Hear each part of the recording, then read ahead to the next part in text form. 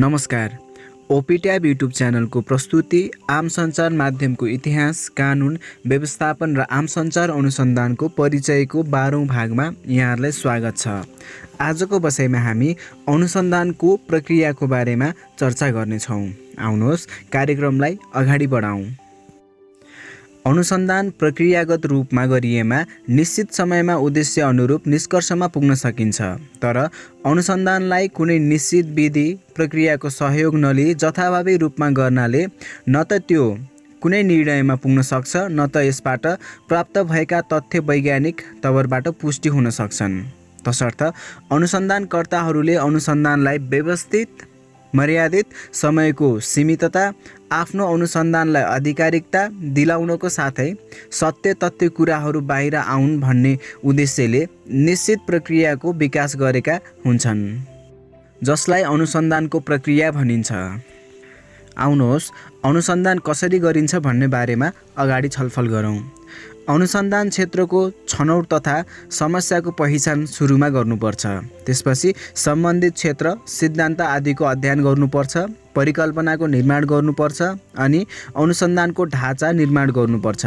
त्यसपछि तथ्याङ्क सङ्कलन गर्नुपर्छ, तथ्याङ्कको विश्लेषण गर्नुपर्छ र अन्तिममा प्रतिवेदन लेखन गर्नुपर्छ। आउनुहोस् यसबारे थप विस्तृत रूपमा छलफल गरौँ। अनुसन्धान क्षेत्रको छनौट तथा समस्याको पहिचानको बारेमा चर्चा गरौँ। कुनै पनि एउटा निश्चित विषयमा गहिरिएर अनुसन्धान गर्न सकेको खण्डमा मात्र अध्ययन उद्देश्य प्राप्त हुन्छ। यसकारण एउटा विषयका सम्पूर्ण पक्षहरूलाई समेट्न आवश्यक हुन्छ। तर कुनै पनि गहन तथा विस्तृत विषय भएमा त्यसलाई एकदमै सम्बन्धित विषयमा नै केन्द्रित रहेर अध्ययन गर्न सकिन्छ। एउटा विषयमा केन्द्रित अनुसन्धानले सरल किसिमबाट तथ्याङ्कगत कुरा बाहिर ल्याउन सक्छ। यसकारण अनुसन्धान प्रक्रियामा विषय क्षेत्र तथा समस्यालाई प्रमुख प्राथमिकता दिएको पाइन्छ। साहित्य समीक्षा अथवा यसलाई सम्बन्धित विषयको समीक्षा पनि भनिन्छ।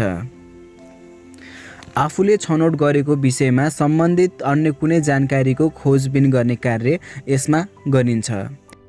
आफूभन्दा अगाडिका अनुसन्धानकर्ताहरूले सम्बन्धित विषयलाई के कस्तो आधार मानेर सत्य तथ्यको खोजी गरेका छन् भन्ने जानकारी दिन्छ। सन्दर्भ साहित्यको अध्ययनले अनुसन्धान गर्न लागि विषयलाई सैद्धान्तिक आधारशिलाको अवधारणाको ज्ञान प्रदान गर्दछ। साथै आत्मविश्वास, सम्बन्धित ठाउँको सामाजिक, सांस्कृतिक तथा भौगोलिक अवस्थाबारे बुझ्न सहयोग गर्दछ। यसपछि परिकल्पना निर्माण। छनौट गरिएको विषयलाई कसरी पुरा गर्ने भन्ने बारेमा अनुसन्धानकर्ताहरूले पहिले नै परिकल्पना गरिसकेका हुन्छन्, जुन अनिश्चित पनि हुन सक्छ। यसबाट अनुसन्धानकर्ताहरूलाई समस्याको सम्भावित उत्तर प्राप्त गर्न सहयोग मिल्दछ भने यसले अनुसन्धानकर्ताहरूलाई अनुसन्धानको विषय बाहिर बहकिनबाट रोकी निश्चितता प्रदान गर्दछ। यसका साथै तथ्याङ्कको सङ्कलन विश्लेषणमा पनि परिकल्पनाले अनुसन्धानकर्ताहरूलाई मार्गनिर्देशन गर्दछ। परिकल्पना तथ्यपरक र परीक्षण गर्न सकिने हुनुपर्छ। अनुसन्धानपछि परिकल्पना सत्य वा असत्य ठहरिन सक्छ। यदि परिकल्पनाको परीक्षण गर्दा त्यो परिकल्पना आफ्नो उद्देश्यभन्दा बाहिर वा पुरा गर्न नसकिने छ भने त्यसलाई त्यही रोकी अर्को परिकल्पना निर्माण गर्नुपर्दछ। अनुसन्धान ढाँचा।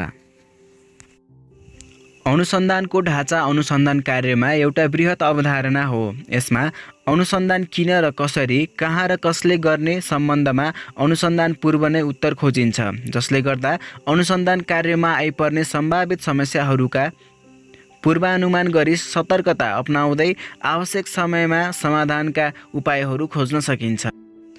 अनुसन्धानको प्रकृति अनुरूप अध्ययन विधि अवलम्बन गर्नुपर्दछ। सम्पूर्ण स्रोत, साधन र समय कुन शीर्षकमा के, कति र कसरी परिचालन गराउने भन्ने कुरामा अनुसन्धान ढाँचामा अनुसन्धान पूर्व नै निर्धारण गरिन्छ।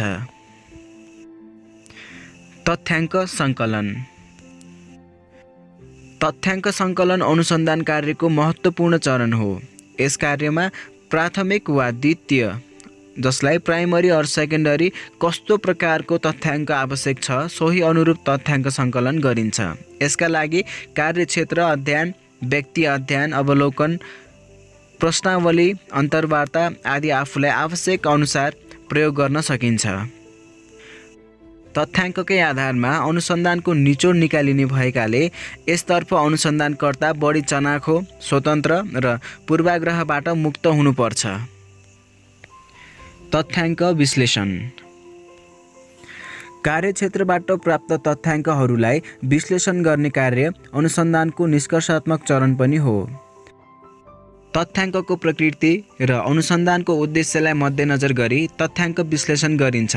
यस प्रक्रियामा तथ्याङ्कको क्रमबद्धता, काटछाट, तालिकीकरण तथा वर्गीकरण गरिन्छ।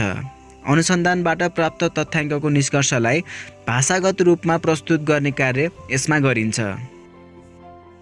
अनुसन्धानको अन्तिम चरण प्रतिवेदन लेखन हो। अनुसन्धानको बृहत कार्यबाट प्राप्त वस्तुस्थितिलाई सबैले बुझ्न सक्ने गरी सत्य तथ्यको प्रस्तुति नै प्रतिवेदन लेखन हो। प्रतिवेदन लेख्दा भूतकालमा लेख्न उत्तम मानिन्छ। प्रतिवेदनलाई विभिन्न परिच्छेदमा विभाजन गरेर पनि लेख्न सकिन्छ।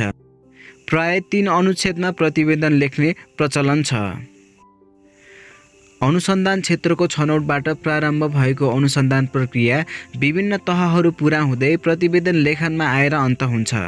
वर्तमानका दिनमा जे जस्ता अनुसन्धानहरू भएका छन् यी प्रक्रियाको आधारमा नै गरिँदै आएको छ भन्न सकिन्छ।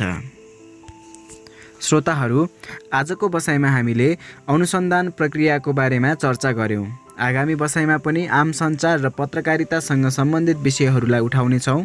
तबसम्मका लागि मलाई बिदा दिनुहोस्। नमस्कार।